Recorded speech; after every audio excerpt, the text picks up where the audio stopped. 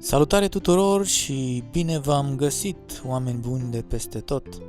Astăzi continuăm seria de promovare a noilor proiecte cripto gratuite care au un potențial imens pentru viitorul apropiat și care nu necesită decât un smartphone, conexiune la internet și un mic efort zilnic. Urmând proiectelor Pi Network și Timestamp, acoperite în două videouri la care veți găsi link la finalul acestui material, astăzi a venit rândul proiectului B Network, care a fost inițiat de către o echipă localizată în Hong Kong, cunoscuta regiune autonomă și cosmopolită a Chinei, care este a doua în lume la numărul de miliardari, fiind întrecută numai de către New York, lucru cu atât mai valoros cu cât aceasta cuprinde 7 milioane de locuitori față de cele peste 9 milioane ale supercunoscutului oraș american. B-Network sau rețeaua albina, în traducere, are cea mai rapidă creștere din cele trei proiecte pe care am ales să le promovez,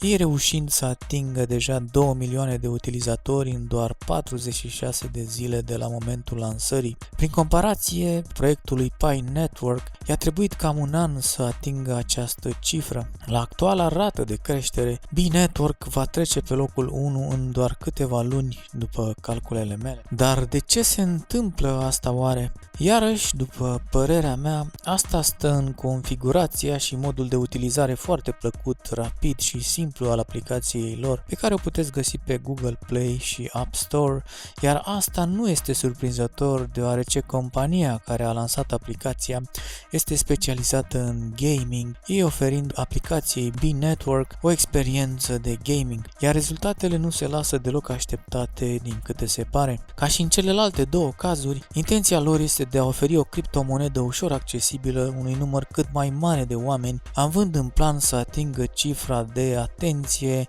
1 miliard de utilizatori. Avantajul este că nimeni nu plătește nimic pentru generarea acestei monede, dar bineînțeles că cine se mișcă mai repede și mai eficient va putea genera mai multe monede pentru el și este normal, după faptă și răsplată până la urmă. Cine crede în acest proiect și este activ s-ar putea să aibă o viață mult ușurată în anii care vin dacă B-Network va ajunge într-adevăr să fie utilizat în viața de zi cu zi de către un mare număr de oameni, asta urmând să-i crească valoarea automat. Așadar, după ce descărcați aplicația și o instalați, vă va apărea o fereastră din care puteți alege înscrierea cu ajutorul profilului de Facebook sau al numărului de telefon. Vă recomand să o faceți folosind profilul de Facebook, fiind mult mai rapid și mai simplu așa. După aceasta veți putea trece la pasul următor, acolo unde în prima căsuță trebuie să introduceți numele vostru întreg, iar în a doua username-ul sau codul vostru unic de invitație sau referal, pe care îl veți putea folosi pentru a aduce oameni noi în echipa voastră. După ce dați confirm, trebuie să introduceți codul de referal, fără de care nu vă puteți înscrie.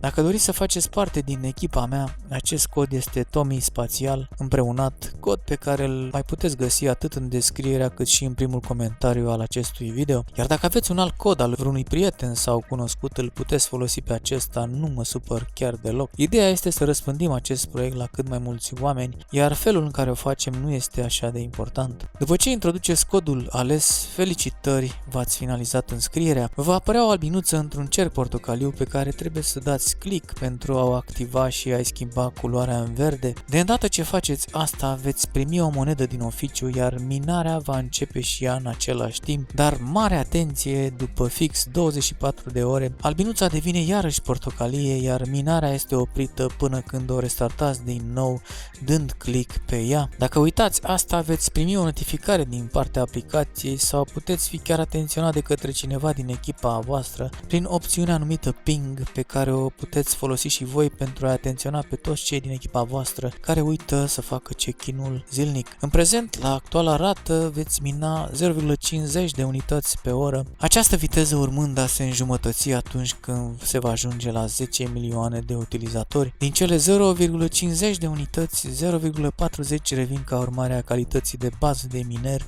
iar 0,10 sunt oferite pentru fiecare om din echipa voastră. La început, primul om din din echipă este considerat cel al cărui cod de invitație l-ați introdus. Deci aș putea fi eu, cod Tommy Spațial Împreunat, sau altcineva ales de voi, după cum am mai explicat. Mai precis, pentru fiecare om adus veți primi un bonus de 25% din rata voastră de bază de miner, voi urmând a avea și calitatea de referant sau ambasador datorită acestui lucru. Cu cât vă mișcați mai repede și aduceți oameni mai mulți, cu atât veți putea acumula mai multe albinuțe, pentru că rata de minare se va mai înjumătăți de câteva ori la 10 milioane, 100 de milioane și în sfârșit la 1 miliard de utilizatori, moment în care aceasta va fi oprită complet. Cât de curând va exista și un al treilea rol pe care îl veți putea accesa, acela de verificator, care presupune crearea unui security circle sau cer de securitate, lucru ușor de realizat dacă aveți deja în echipă câțiva oameni pe care îi cunoașteți personal și vă sunt de încredere, care vor putea fi incluși în acel cerc. Pentru fiecare om inclus în security circle veți primi în plus 0,20 bi pe oră, cantitate de loc neglijabilă. Mergând mai departe, timeline-ul cuprins în white paper-ul B-Network prevede că marketplace-ul ar trebui să fie lansat la începutul anului viitor, iar listarea pe site-urile de schimburi de criptomonede se dorește a avea loc în perioada primăvară-toamnă anului 2023, atunci când aceasta va avea și valoare monetară, bineînțeles. Nu m-ar surprinde totuși ca toate acestea să se întâmple mult mai repede decât a fost anticipat, având în vedere rata de creștere foarte rapidă și exponențială a numărului de utilizatori. Ca să vă dau un exemplu, cei de la B au apreciat în octombrie 2020 că vor lansa marketplace-ul undeva pe la sfârșitul lui 2021, atunci când ei sperau să aibă cel puțin 1 milion de utilizatori, dar mare atenție, au reușit asta pe 9 ianuarie 2021, la numai 37 de zile de la lansare, lucru cu adevărat incredibil. Așadar, marketplace-ul se pare că va fi lansat mai repede, dar înainte ca asta să se întâmple, va fi nevoie ca toți utilizatorii să fie verificați în urma procesului KYC sau de cunoașterea clientului, proces pe care l-am explicat în videoul despre Pi Network, pe care îl puteți urmări la final. Nu încercați să vă creați conturi false, vă rog, riscați să vă pierdeți toate conturile. Apoi, așteptările celor de la B au fost din nou cu mult depășite referitor la momentul și condițiile lansării monedei B pe piața de schimb a criptomonedelor. Ei sperau că asta se va întâmpla undeva prin anul 2023, atunci când vor avea cel puțin 3 milioane de utilizatori. Dar cu siguranță că această cifră va fi atinsă foarte repede, poate chiar înainte ca eu să postez acest video, deoarece ei au atins deja 2 milioane de utilizatori pe 18 ianuarie. Pentru cei care au suspiciuni referitoare la faptul că toate aceste trei platforme ar fi MLM-uri sau multilevel marketing în traducere, vă asigur că nu este cazul. Există numai un nivel al recompensei. Fiecare este recompensat numai pentru oamenii pe care îi aduce acesta și numai pentru aceștia. Dacă voi minați cu mine, eu voi fi recompensat pentru faptul că v-am adus pe voi în echipa mea, dar dacă voi la rândul vostru reușiți să găsiți alți oameni în echipa voastră, eu nu voi primi nicio recompensă pentru asta, voi o veți primi. Și este foarte corect așa, după faptă și răsplată.